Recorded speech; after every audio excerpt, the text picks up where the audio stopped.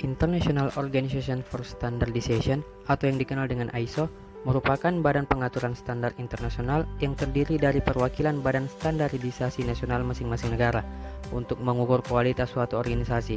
Diketahui bahwa sudah ada 160 negara yang menerapkan standarisasi ini. ISO sendiri tidak diwajibkan untuk setiap perusahaan, namun jika dilihat dari perusahaan yang telah terverifikasi, maka output yang dihasilkan akan sangat terjamin dari segi kualitasnya. Menurut ISO 31000, terdapat 11 prinsip manajemen risiko, yaitu prinsip pertama, manajemen risiko menciptakan dan melindungi nilai. Manajemen risiko berkontribusi pada pencapaian tujuan dan perbaikan kinerja yang dapat didemonstrasikan dalam, misalnya, keselamatan dan kesehatan manusia. Prinsip kedua, manajemen risiko adalah bagian terpadu dari semua proses dalam organisasi. Manajemen risiko bukan kegiatan berdiri sendiri yang terpisah dari kegiatan dan proses utama sebuah organisasi. Prinsip ketiga, manajemen risiko merupakan bagian dari pengambilan keputusan. Manajemen risiko membantu para pengambil keputusan untuk membuat pilihan berdasarkan informasi yang dianggap cukup, prioritas tindakan, dan membedakan di antara berbagai alternatif tindakan. Prinsip keempat, manajemen risiko secara eksplisit ditujukan pada ketidakpastian. Manajemen risiko secara eksplisit mempertimbangkan ketidakpastian, sifat dari ketidakpastian, dan bagaimana ketidakpastian tersebut disikapi. Prinsip kelima, manajemen risiko bersifat sistematik, terstruktur, dan tepat waktu. Manajemen risiko merupakan sebuah pendekatan yang terstruktur, tepat waktu, dan sistematik yang berkontribusi terhadap efisiensi dan hasil yang konsisten, dapat diperbandingkan, dan andal.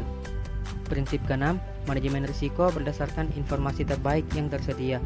Manajemen risiko merupakan masukan pada proses pengelolaan risiko berdasarkan sumber-sumber informasi seperti data historis, pengalaman, umpan balik ke pemangku kepentingan, observasi, perakiraan, dan penilaian ahli.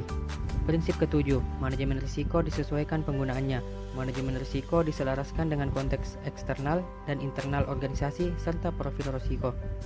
Prinsip ke-8, manajemen risiko mempertimbangkan faktor manusia dan budaya.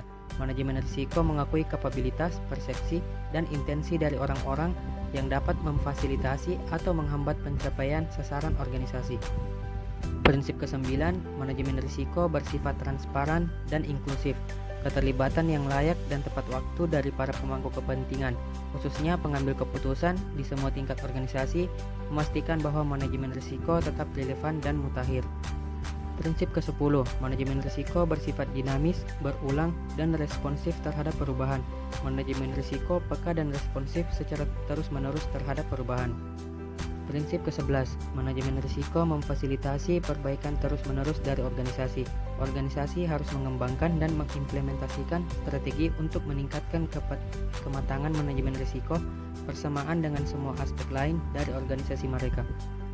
Berikut merupakan diagram alur proses manajemen risiko SNI ISO 31000. Proses pertama yaitu komunikasi dan konsultasi. Komunikasi dan konsultasi ini dilaksanakan kepada baik pemangku kepentingan eksternal, khususnya internal, dengan tujuan agar masing-masing pihak paham apa yang harus dilakukan dalam proses manajemen risiko, serta paham alasan mengapa aktivitas tersebut terlaksanakan. Proses kedua yaitu penetapan konteks. Suatu perusahaan perlu memahami konteks internal dan eksternalnya saat hendak melakukan proses manajemen risiko. Proses ketiga yaitu penilaian risiko. Penilaian risiko terdiri dari rangkaian proses yang diawali dengan identifikasi risiko, yaitu aktivitas menemu, kenali risiko-risiko yang secara relevan dihadapi atau harus dikelola oleh organisasi. Kemudian dilanjutkan dengan proses analisis risiko berupa aktivitas pengukuran eksposur risiko-risiko yang telah teridentifikasi dan ditutup dengan proses evaluasi risiko. Proses selanjutnya yaitu perlakuan risiko. Menurut SNI ISO 31000, perlakuan risiko merupakan proses untuk memodifikasi risiko, khususnya dalam hal menurunkan eksposur risiko. Proses terakhir yaitu pemantauan dan tinjauan risiko. Lalu, bagaimana cara melakukan penilaian terhadap risiko? Penilaian risiko merupakan proses terstruktur yang mengidentifikasi bagaimana sasaran mungkin akan dipengaruhi dan analisis risiko dalam hal konsekuensi dan probabilitasnya sebelum pengambilan keputusan tentang bagaimana memperlakukan risiko tertentu dan memilih berbagai opsi penanganan risiko. Terdapat 3 proses penilaian risiko. Yang pertama ada identifikasi risiko, yaitu mengidentifikasi apa yang mungkin terjadi dan mempengaruhi pencapaian sasaran organisasi meliputi penyebab dan sumber risiko, kejadian, dampak, dan sifat dampak risiko tersebut. Yang kedua, analisis risiko, yaitu penentuan konsekuensi dan probabilitasnya untuk mengidentifikasi kejadian risiko dengan memperhitungkan keberadaan dan efektivitas dari setiap pengendalian dan perlakuan yang ada untuk kebutuhan pengambilan keputusan.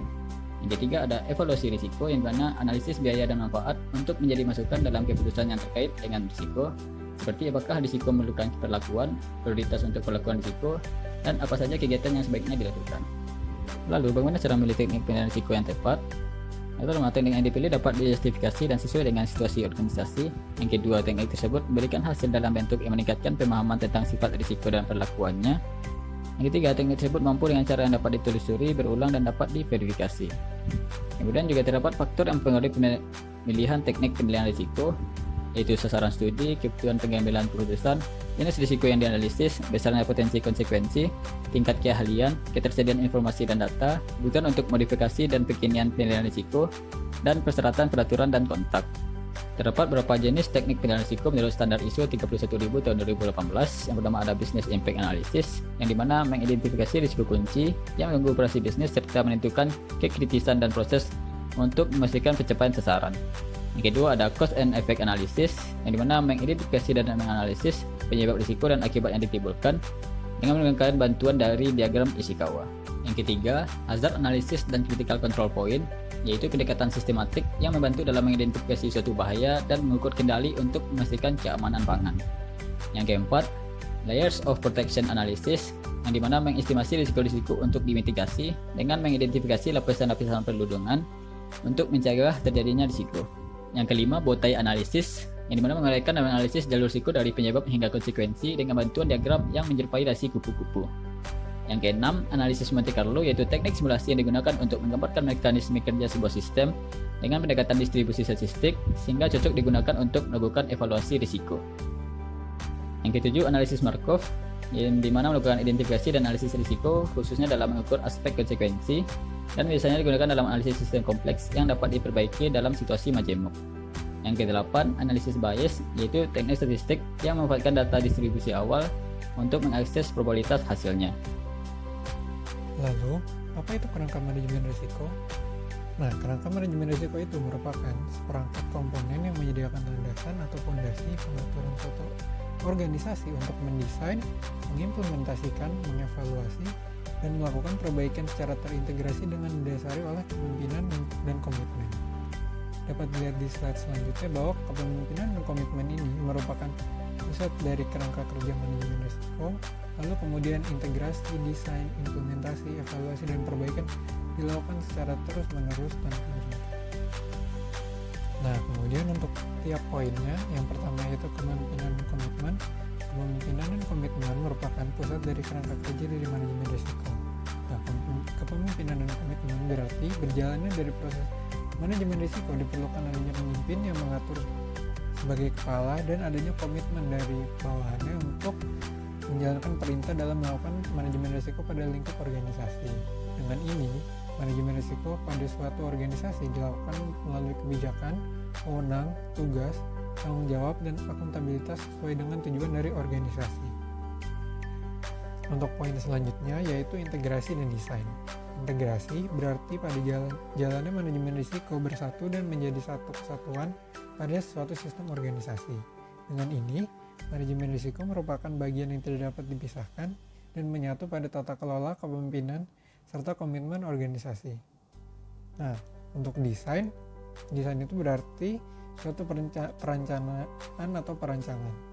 Pada konteks kerangka kerja dari manajemen risiko, desain atau perencanaan mencakup hal seperti pemahaman suatu organisasi dan konteksnya, penetapan peran, kewenangan, tanggung jawab dan akuntabilitas, penegasan komitmen, alokasi dari sumber daya yang ada, serta penyiapan komunikasi dan konsultasi. Poin selanjutnya yaitu implementasi. Implementasi merupakan pelaksanaan dari apa yang sudah direncanakan pada kerangka kerja manajemen risiko yang sebelumnya yaitu desain. Nah, implementasi manajemen risiko ini jika dilakukan dengan baik dan penuh komitmen, maka kerangka kerja dari manajemen risiko dapat memastikan bahwa proses manajemen risiko tersebut sudah menjadi satu kesatuan dari suatu organisasi, dari keseluruhan sistem organisasi tersebut. Lalu dua poin yang terakhir yaitu evaluasi dan perbaikan. Setelah dilakukan implementasi, evaluasi dalam kerangka kerja manajemen risiko merupakan proses pengukuran secara berkala dari kerangka kerja manajemen risiko yang telah dibuat dan dilaksanakan terhadap tujuan, rencana implementasi, indikator, dan perilaku yang diharapkan sesuai dengan tujuan dari organisasi tersebut. Kemudian, setelah dilakukan evaluasi, akan dilakukan perbaikan dari kerangka kerja manajemen risiko dengan cara melihat perubahan yang terjadi baik dari segi internal maupun eksternal setelah dilakukannya proses dari manajemen risiko. Setelah diidentifikasi perubahan yang terjadi, sebuah organisasi akan melakukan adaptasi sebagai perbaikan yang tetap memiliki acuan utama dari tujuan organisasi tersebut.